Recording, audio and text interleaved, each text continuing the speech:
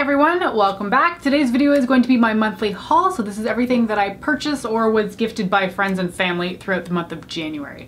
I'm gonna kick it off with the boring stuff because they're just replenishment items and I never really change what I'm buying in terms of this. So number one is nail polish remover. I have been using the Quo polish remover for years at this point just because it's one of the most readily accessible at Shoppers Drug Mart. It works really well, but I don't like the nourishing one. So this one is the regular one and I tend to pick it up when it's on sale. I think the sale price is somewhere around like 2 for $5. It might be 2 for $4. I don't really pay attention. I just see a sale price and it's usually buy two at the same time, so I go for it. I also have two nail polish top coats that I must have on hand because I love this stuff so much. It's the Sèche Vive Instant Gel Effect top coat and I buy these from Nail Polish Canada. I think it's .com. I think last time I said .ca and it was wrong. I think it's nailpolishcanada.com. And I like picking it up there because their price is fine. It's around 13 bucks, but the best part is that their minimum ship for free is only $19, which is almost unheard of in Canada. I know those of you in the US are super spoiled with your shipping rates and free shipping, but in Canada it's really difficult to get free shipping and usually the minimum spend is around like 30 bucks. So $19 for free shipping, I'm in because one of these is like $13, so I just buy two, 26 bucks, and I've automatically got free shipping. I have gone through 6 bottles of these over the years. It's the only one I use on top of my nail polish and holds that nail polish in place for an entire week. So this stuff is absolutely vital to me. I'm filming this around 8 o'clock at night and there's a snowstorm happening outside and I love it. I know a lot of people in Toronto don't like the snow, but I'm from Ottawa that is very snow centric in the winter. So whenever I see snow or a snowstorm outside, it just really makes me feel cozy. A few other essentials I've snapped up. This is the Milani Eyeshadow Primer and I've already ripped it open because I've been using this, but you know, for the sake of the haul, I wanted to pull out the packaging. So now I can throw that out. So I have used this eyeshadow primer before and I think it is fantastic, clearly because I repurchased it. And it's one of the more inexpensive ones that does really well. Now I have mentioned before that a single eyeshadow primer does not work on me by itself anymore. Don't make any recommendations. I have tried everything on the market. I just have to layer my eyeshadow primers in order to get them to work. And the Milani one is one I go back to because it's inexpensive, it's easily accessible at the drugstore, and it works in connection with other eyeshadow primers. So I picked this one up and I was actually a little bit surprised at the price tag this time because I think I've only bought it in the US before and I think in American it's like 5 or 6 bucks. But in Canada, the price was somewhere between 11 and 13 Canadian, so that kind of threw me because I wasn't really expecting that price tag, but I mean, whatever. It's a great product and I will continue to purchase it.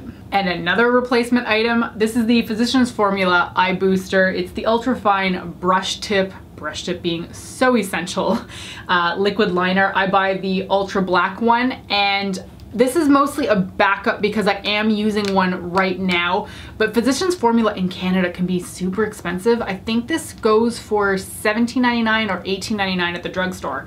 And whenever I see it on sale for $10.99, I grab it immediately because I know I will go through this. The one I'm using right now, I'm not quite sure if it's close to done, but I've had it for a few months, so I know at some point it's gonna surprise me and be totally empty. So I'm happy to have this as a backup because this is my favorite brush tip pen style liquid liner.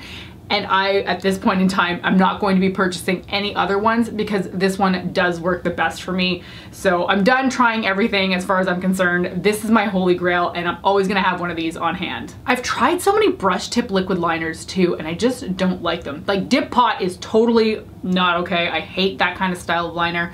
But the brush tip pen style, I've tried the NYX one, didn't like it. It bled on the inner corner of my eye. The Art Deco one was good, but it's a little bit more stiff than the Physicians Formula one, so I like the Physicians Formula one better. And there are a few other brush tip liquid liners on the market, but they're really expensive. I think Tom Ford makes one that's like 70 bucks, and I'm like, I don't need to fall in love with you at that price tag. So MAC used to be my hands down favorite brand of life, and I was obsessed with getting as much eyeshadow and products from them as I possibly could when I was younger. Like from the ages of, well, 12 through, I guess, my late 20s really. And I absorbed so much MAC over time and I had so much in my collection that I think I just started to get a little bit tired of it when I noticed that the collections, they were promoting the limited edition stuff, was getting very repetitive, and it was kind of at the same time that I started discovering other brands. So my love for MAC just kind of fell by the wayside, but something really sparked me recently, and that was the MAC in Monochrome collection. So what they did is took, I think, 5 of the regular lineup of lipsticks and built an entire color collection based around that lipstick. And the reason I got drawn into one of these collections is because they took the shade Ruby Woo, the lipstick, and made a red collection off of it. And I was like, oh, I'm so excited. I love red eyeshadow and red in general on the face, that I just wanted to own those eyeshadows. So I placed a MAC order, and I've got a few things here, but I'll talk about the eyeshadows first. And of course I was drawn to these just because they are flaming red. They are so vibrant, and I was just so excited to be excited by MAC again. It felt like it had been a really long time. So the first shade here is called Holly Folly, and it's a bright shimmery, it's a frost finish formula, red shadow. It is metallic and it is beautiful, and it's not very often that you see a bright red metallic shadow. So I snapped this up from the MAC website because I was so excited to try it. And the other shadow that they launched in that collection is called Walking Heartbeats, which is a matte shadow. And I've since found out that it's a re-promote. It was in another collection, that one with the DJ, I don't know much about it, but it was in one of their palettes. But they've released it as a single now, and it's just a vibrant red matte shadow. And these two colors together make me so happy. Now, because it's been so long since I bought MAC eyeshadows, I was a little bit flabbergasted at the price tag, because I usually tend to gravitate towards buying the pans because I think they're like $6, maybe $7 in Canada, I can't quite remember. And that's inexpensive, really. For an eyeshadow pan from MAC, that's pretty cheap. When you get them with the bulky packaging, because there's no other option for this collection, they're like $17.50 or $18 each. And I was just like, like, that's a lot of money. These two together are almost the price of a palette. So, you know, I'm not sure when the next time I'm going to be buying MAC Single Shadows is again, although I've got another one in this order.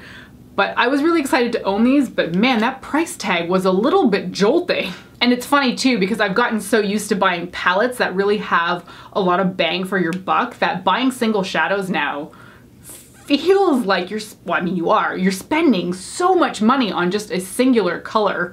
So in that same order, I bought another single shadow, and this is one I had kind of sat on for months and months. I had swatched it at MAC when the holiday collection came out for Holidays 2018. It's part of the, I think it was called Shiny Pretty Things collection. And the shade is called Make a Wish. And my memory of the shadow in store was that it was very green and very glittery. And I remember thinking about that swatch on my hand for over a month. And I think that was a pretty good indication that I should go ahead and pick it up when I was placing that MAC order. Because it's not very often that I think about something that I've swatched on my hand for a long time afterwards. So, you know, I figured I should get this. And it's funny because it's quite pretty, but it's not quite the same shade that I remember in stores. I remember, it's funny, it's looking actually really silvery bronze here.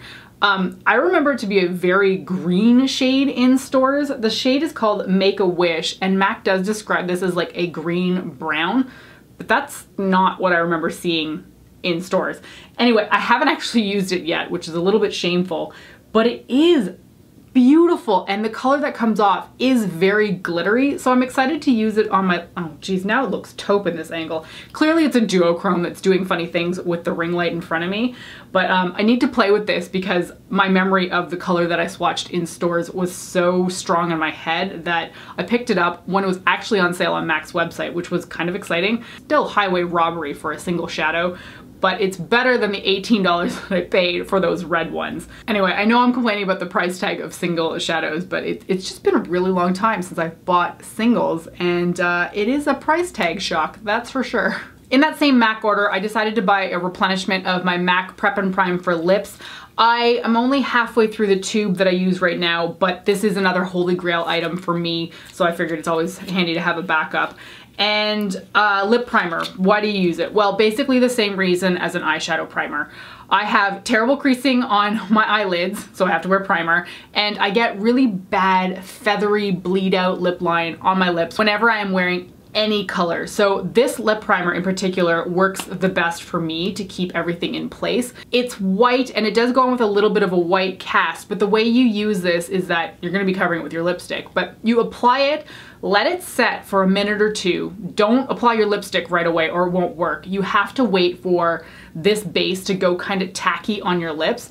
Once it kind of sticks together a little bit when you press your lips together, then you can apply your lip color and it will hold your lip color perfectly in place. I have struggled quite a bit with red lipstick in particular, and when you get lip line blended from a red lipstick, it looks like trash. There's never a point where smudgy red lipstick looks good, unless you're going for like that Courtney Love whole aesthetic. But anyway, most people want their red lipstick to stay in place, and this really does it for me. It keeps everything locked in place and it will make your lipstick last longer as well. I'm not really concerned with longevity. That's not my big problem. For me, it's just making sure nothing travels outside of my lip line. And the MAC one is the best one I've tried. I've tried a few other lip primers and nothing compares to this one. And the very last thing in that MAC order is some Fix Plus. Now they do have scented ones now, but I've always really liked the smell of the original one. So I just got the original one because I, didn't want to try anything new when I knew I already loved something that smelled a particular way. And this is not exactly a setting spray, or at least I've never used it that way. I just really like it as a refresher. But the main reason that I got this is that one of the people that I follow on Instagram, Agata, I think her tag is like MUA Agata. She does incredible makeup. I'll link to her down below.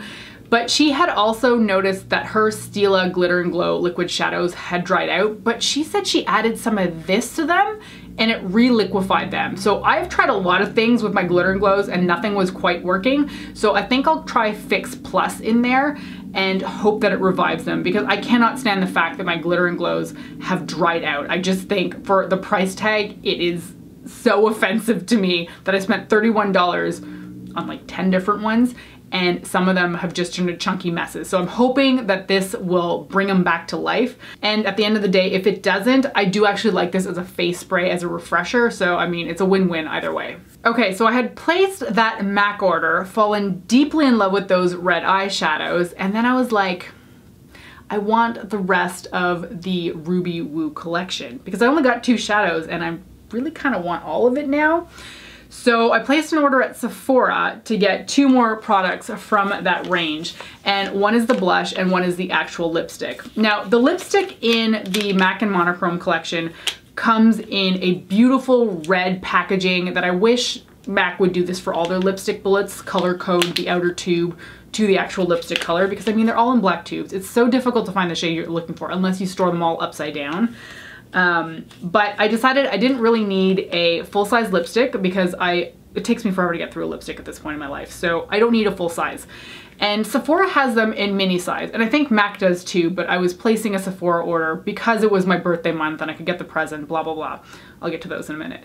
But the MAC mini is only $12 Canadian, as opposed to the full size I think is 24 or 26 bucks. And it's probably less value for your money overall, but again, I do not need another full-size lipstick as long as I live, so I was happy to get the mini. And as you can see, there's plenty of product in here. So this is the shade Ruby Woo that the collection is based off of, and funnily enough, this shade has been around for years and I've just never tried it. Now I have tried it, and I have to say, I don't think it's actually different enough from Russian Red, in my opinion, to warrant getting both shades. And I think the formula on Russian Red is more comfortable. This Ruby Woo lipstick is a retro matte formula, which will stay put on your lips for a very long time, but I don't find it especially comfortable. It's particularly drying, and I don't know, it's not as comfortable as their regular matte formula. I'm happy to have the mini because it costs less than the full size, but in general, I don't think I would recommend this formula to anybody, unless you're perfectly okay with super dehydrated lips, because for me, I can't stand that dry lip feeling. I struggle with liquid lipsticks in general, and this does feel like that in a sense. So happy to have it in my collection now, just so I can say I tried it, because I've always wondered about Ruby Woo in comparison with Russian Red, but yeah, man, is this ever drying.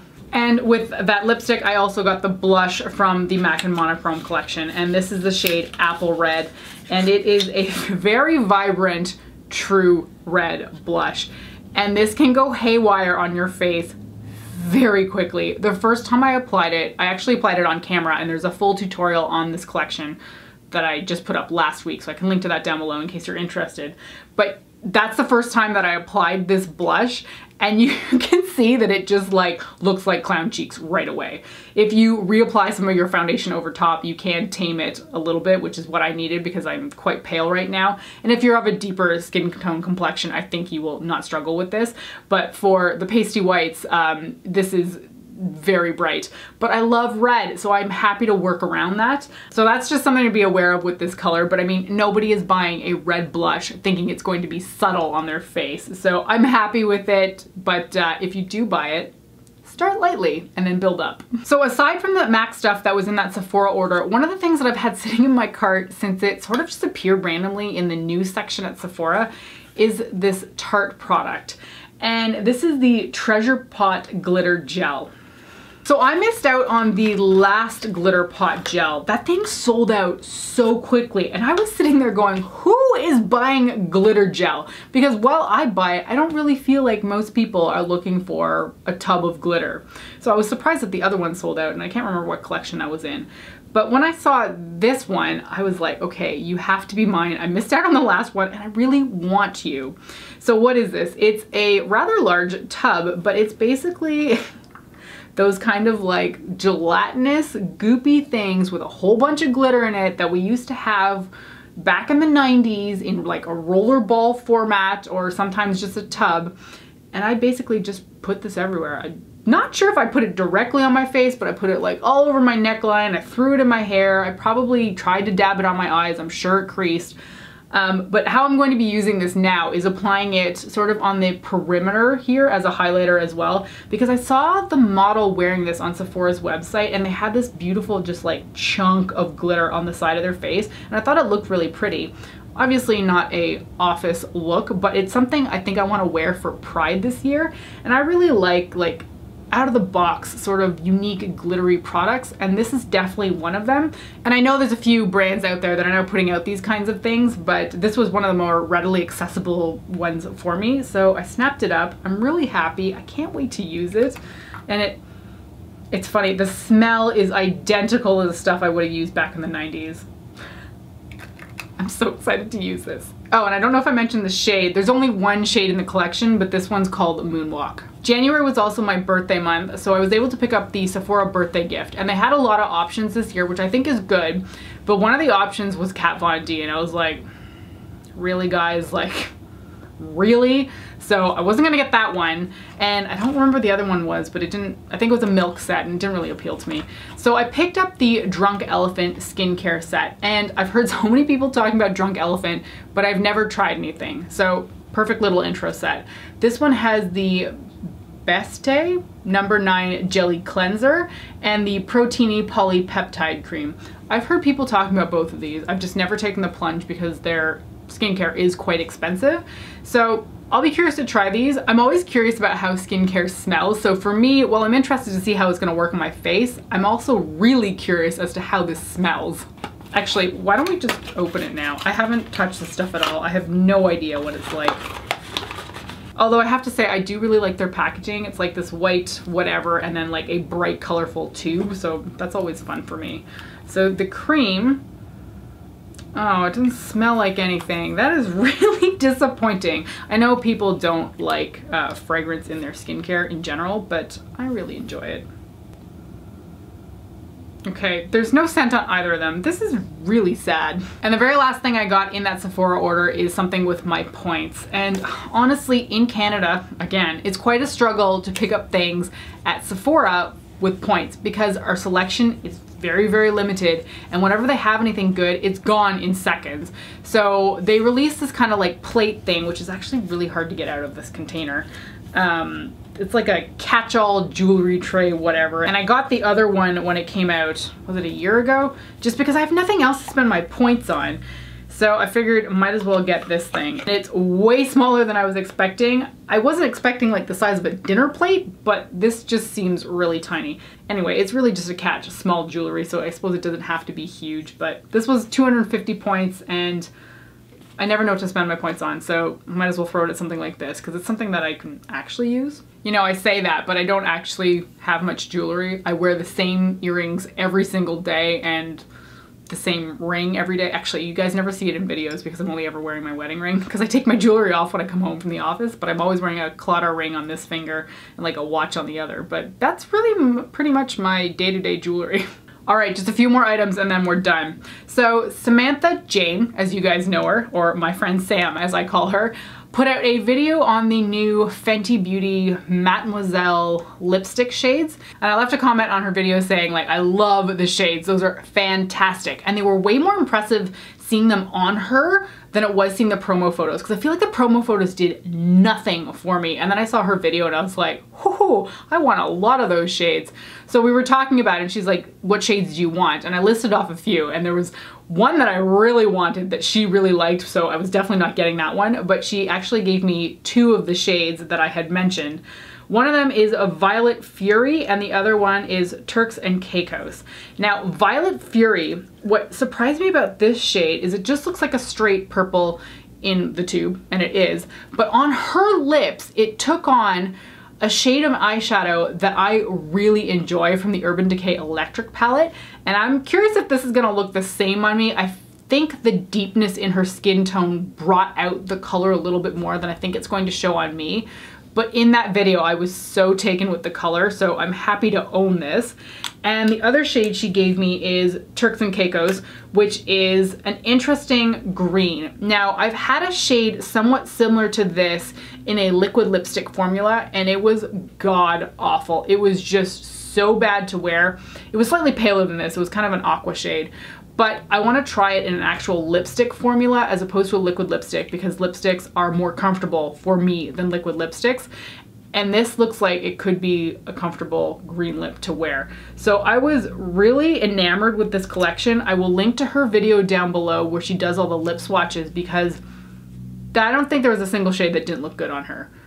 There were so many good shades in that launch and she really showcased them very well. So I'm happy to have two from the collection, but if I really like how these wear, I need to go back for one of them. It was kind of like this vibrant coral color. It was wild. Anyway, go check out her video. Again, it will be linked down below. It's well worth seeing those lip swatches. So for my birthday, my friend Julie gave me this, and I've never used it before, but I think it's a glitter scrub. I'm so excited.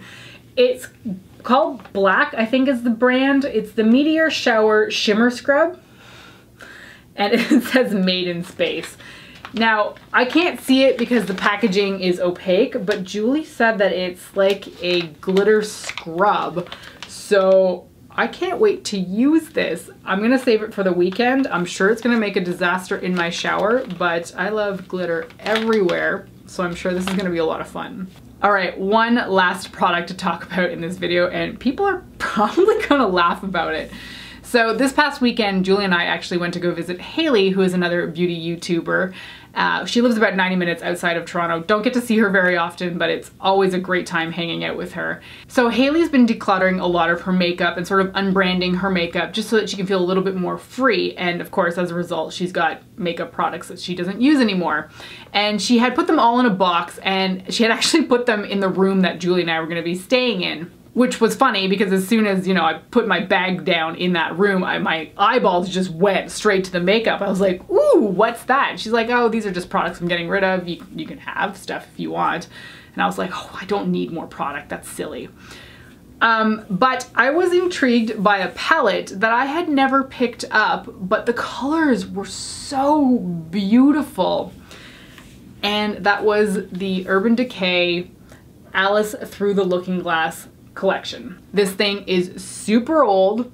They don't even make packaging like this anymore where the top flips up and then there's whoop, and then there's like a butterfly underneath. They don't do this kind of stuff anymore, which is, you know, kind of good because it's easier to store, but also sad because they made some really beautiful packaging. So what drew me to this palette was the eyeshadows. and they're really pretty. Now there's a lot of neutral in here, which is I think what my eyes actually gravitated towards when I initially saw this launch years and years ago. But when I was looking at it at Haley's place, all I could see was the color, the green, the teal, the dark blue, this crazy color down here. It's called Metamorphosis. It's like a blue shifting purple with some teal in it. It's absolutely wild. I love this orange over here. And while I could totally disregard the neutrals, I really don't care about them.